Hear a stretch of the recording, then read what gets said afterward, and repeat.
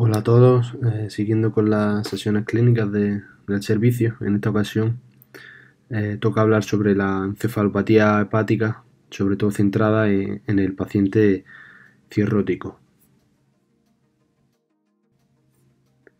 La encefalopatía hepática es una de las complicaciones más frecuentes que causan mayor mortalidad en pacientes con insuficiencia hepática. Como sabemos, se define como el conjunto de alteraciones neuropsiquiátricas que son potencialmente reversibles y que se observan en pacientes con insuficiencia hepática o con shunt portosistémico.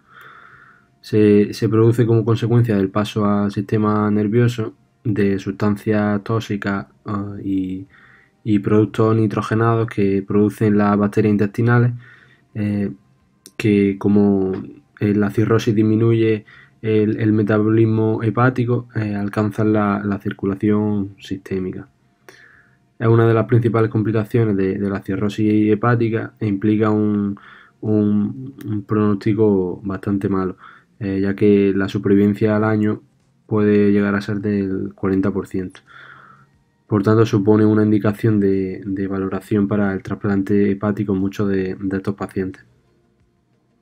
La encefalopatía hepática manifiesta se desarrolla en el 30-45% de los pacientes con cirrosis y hasta un 50% en los pacientes con TIPS. Algunos de los pacientes con encefalopatía hepática tienen una clínica muy leve que solo pueden detectarse mediante pruebas específicas, como luego veremos, y este es el caso de la encefalopatía hepática mínima. La encefalopatía hepática mínima se observa hasta en el 80% de pacientes con cirrosis.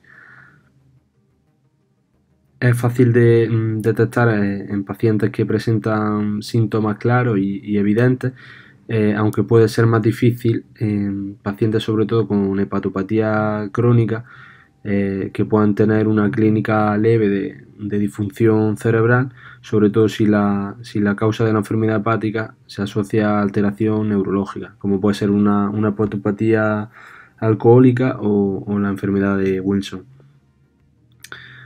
A pesar de la frecuencia de la enfermedad, la patogenia todavía no está del todo clara. Se han descrito y se han propuesto muchas teorías, como es la interacción del amoníaco con otros neurotransmisores, algunos cambios en los mismos neurotransmisores que llegan al sistema nervioso central, las aminas que llegan al cerebro, el papel de los receptores GABA inhibitorios o incluso una alteración de la barrera hematoencefálica. Pero lo más seguro es que la causa de la encefalopatía hepática sea un conjunto de muchas de estas teorías. La encefalopatía hepática se clasifica en función de 4 factores. Según la enfermedad de base, nos podemos encontrar la tipo A, que ocurre una encefalopatía en el contexto de insuficiencia hepática aguda; tipo B, que es cuando existe un shunt portosistémico; o tipo C, cuando ocurre en el contexto de cirrosis con hipertensión portal o un shunt portosistémico. Según la gravedad de las manifestaciones, siguiendo la clasificación de Westhaven, nos podemos encontrar la encefalopatía hepática mínima, en la que nos encontramos resultados anormales en pruebas psicométricas o neurofisiológicas sin manifestaciones clínicas evidentes; la encefalopatía grado 1, en la que ya existen cambios de comportamiento con confusión leve, dificultad para hablar, trastorno del sueño; grado 2, cuando ya hay letargo, una confusión moderada; grado 3, cuando la confusión ya es mayor, llegando incluso al estupor, habla incoherente, una gran desorientación; y el grado 4, nos encontraríamos al paciente en coma, sin responder al dolor.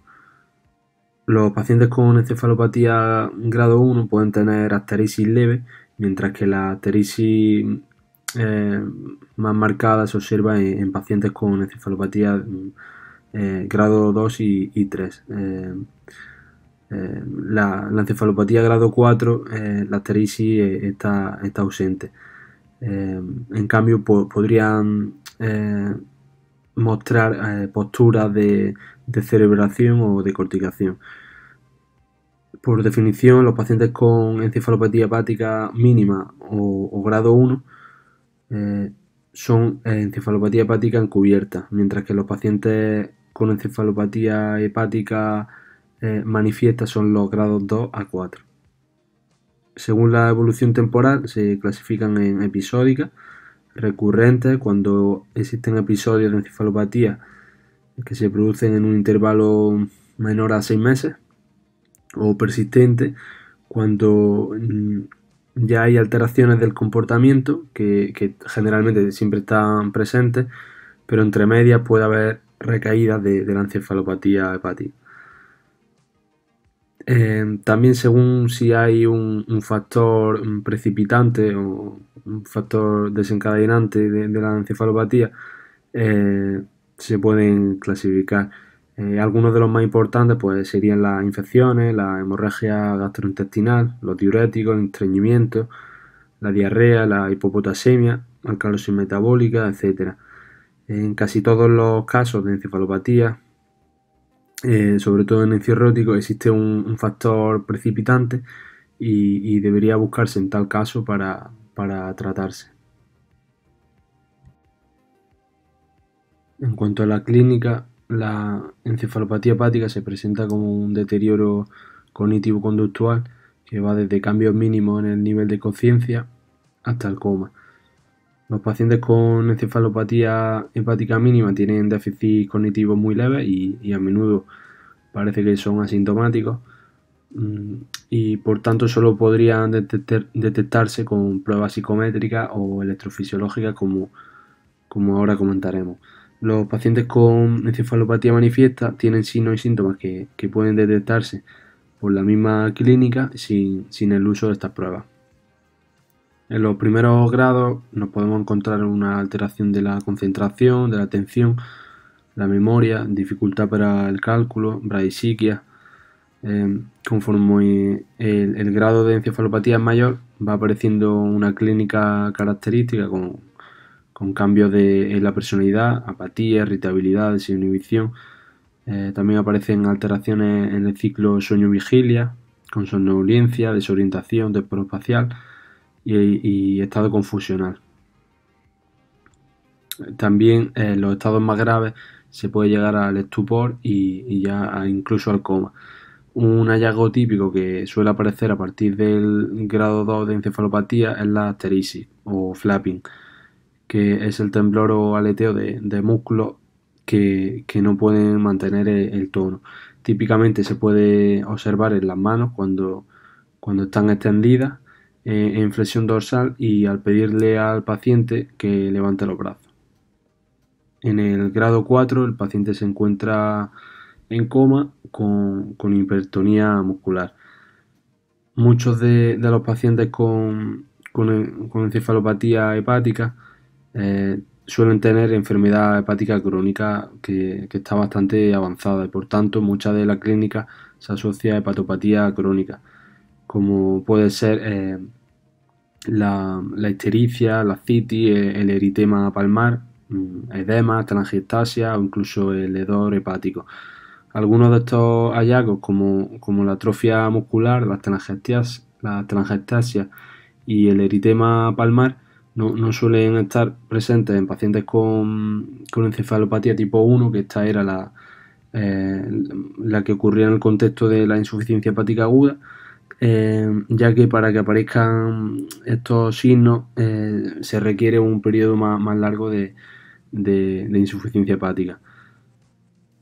La sarcopenia se ha identificado como un factor de riesgo de encefalopatía y esto posiblemente esté relacionado con el metabolismo del amoníaco, ya que a nivel muscular también se encuentran enzimas capaces de metabolizarlo. Existen muchos estudios que han demostrado la sarcopenia como un factor de riesgo tanto para la encefalopatía leve como para la encefalopatía manifiesta. Como sabemos, el diagnóstico de la encefalopatía se basa en la clínica del paciente y es de exclusión.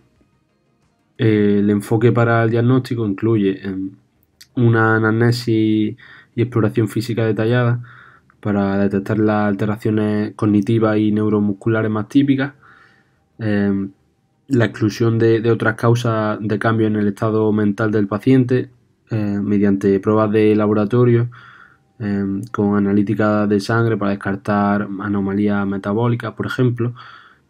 También un TAC cerebral si los hallazgos clínicos del paciente sugieren que pueda estar presente otra causa de alteración en el estado de conciencia, como podría ser un hematoma subdural en un traumatismo craneoencefálico, por ejemplo. También para el diagnóstico se incluye la evaluación de posibles causas desencadenantes, como ahora más tarde vemos. Aunque las concentraciones de amoníaco a menudo están elevadas en pacientes con encefalopatía hepática, los niveles de esta sustancia no son imprescindibles para el diagnóstico. Se pueden observar niveles elevados de amoníaco en pacientes también que no tengan encefalopatía hepática. Los niveles de amoníaco no se correlacionan con el grado de encefalopatía, por tanto no tienen valor pronóstico. Y para pacientes con encefalopatía encubierta, es decir, encefalopatía mínima o de grado 1, las pruebas psicométricas o electrofisiológicas pueden llegar a ser útiles.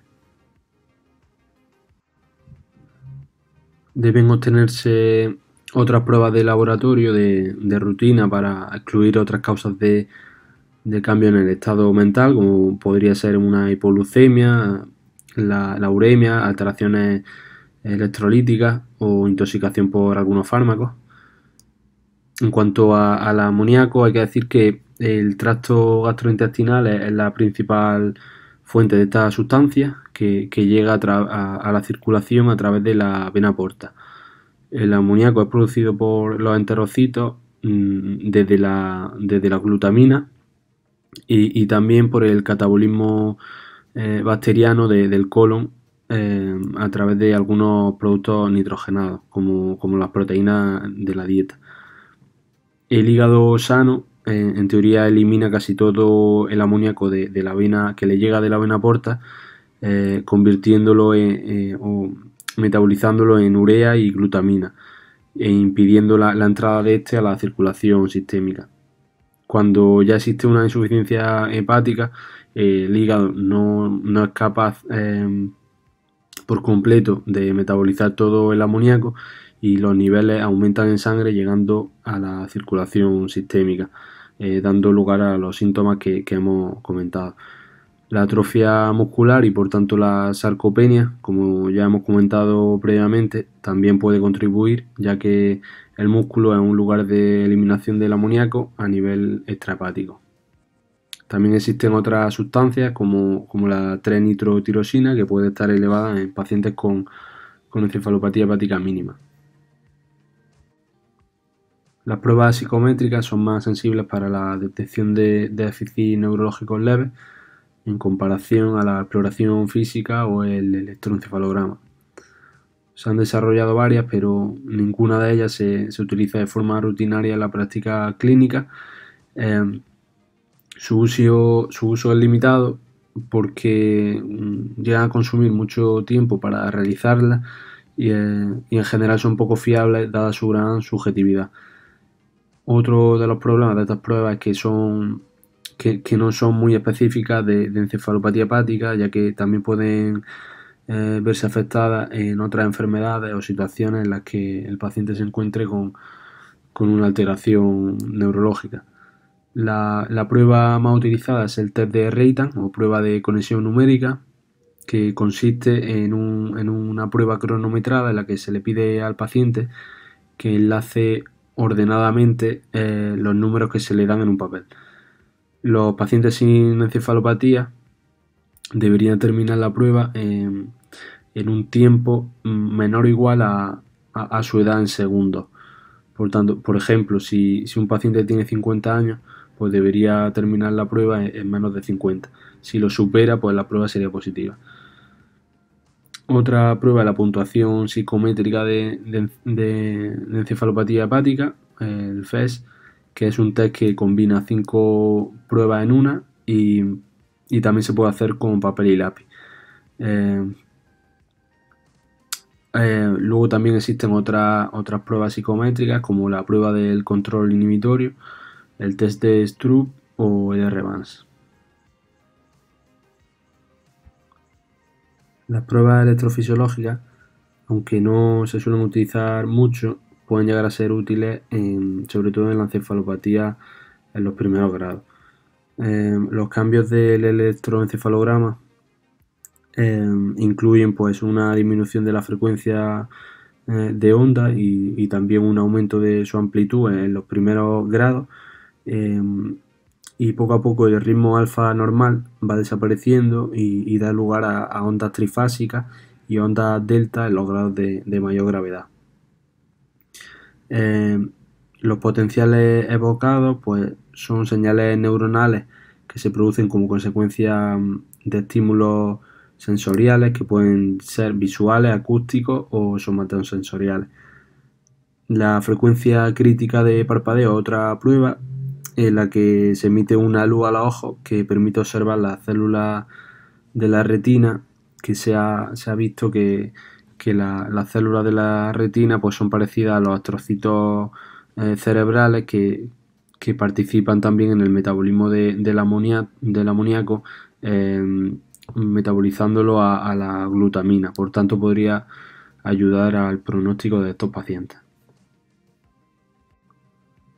Las pruebas de imagen se usan principalmente para descartar otras causas de cambio en el estado mental del paciente.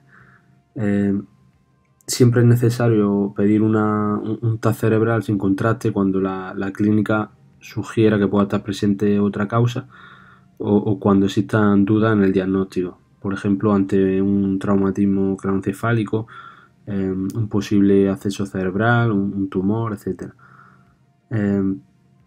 También es útil la resonancia magnética y se ha visto, se está investigando en el uso de la espectroscopia de resonancia magnética y la tomografía por emisión de positrones para evaluar el pronóstico de los pacientes en función del resultado de estas pruebas. En el diagnóstico de la encefalopatía hepática también es importante una evaluación de las causas precipitantes. Existen muchas situaciones que pueden desencadenar un episodio de encefalopatía, como las que se pueden ver en la diapositiva, y estos pacientes pues, deben ser evaluados ante estas posibles causas desencadenantes. La evaluación debería incluir una historia clínica para determinar si el paciente ha estado expuesto a algún fármaco, un tóxico o incluso al alcohol. Una exploración física detallada para buscar signos de hemorragia gastrointestinal o hipovolemia, una búsqueda de focos de infección con hemocultivos y urocultivos, una paracentesis en el caso de que el paciente presenta citis, analítica de sangre con bioquímica, hemograma, coagulación, para buscar alteraciones metabólicas o electrolíticas, y la alfa-fetoproteína como marcador tumoral. El diagnóstico diferencial debería considerar enfermedades que alteren el nivel de conciencia o cambien el estado mental de los pacientes. La lista de enfermedades o situaciones que puedan provocar esto pues podría ser bastante larga, y algunas de ellas pues son las que se pueden ver en la diapositiva. En la actualidad solo se trata la encefalopatía hepática manifiesta. La encefalopatía mínima y grado 1 pueden llegar a tratarse si la enfermedad tiene un efecto claro en la calidad de vida del paciente. Los pacientes con encefalopatía más grave, como son grado 3 y 4, necesitan un seguimiento más intensivo, ya que están en riesgo respiratorio. Por tanto, es necesario el manejo por UCI. El tratamiento incluye determinar el lugar adecuado para manejar el paciente, corregir los factores precipitantes y reducir los niveles de amoníaco en sangre, ya sea con medicamentos como lactulosa, lactitol o rifaximina. No se recomienda restringir las proteínas de la dieta en estos pacientes y el tratamiento variará según la gravedad de la encefalopatía. Un nivel elevado de amoníaco en ausencia de clínica de encefalopatía tampoco es indicación del tratamiento. Los pacientes con encefalopatía grado 1 pueden tratarse fuera del hospital siempre que los cuidadores estén disponibles para buscar signos de empeoramiento de su enfermedad y para llevar al paciente al hospital lo antes posible si fuese necesario. Los pacientes con encefalopatía grado 2 tienen que ingresar en el hospital cuando la confusión es mayor o si se sospecha que el paciente no pueda cumplir el tratamiento en su domicilio, y los pacientes con encefalopatía grado 3 y 4, como ya hemos comentado, requieren hospitalización para recibir tratamiento, y muchos de ellos, incluso la mayoría, acaban en la UCI. En cuanto a los cuidados generales, si el paciente se encuentra agitado, no se recomienda el uso de benzodiazepina porque los pacientes con insuficiencia hepática son bastante sensibles a la benzodiazepina.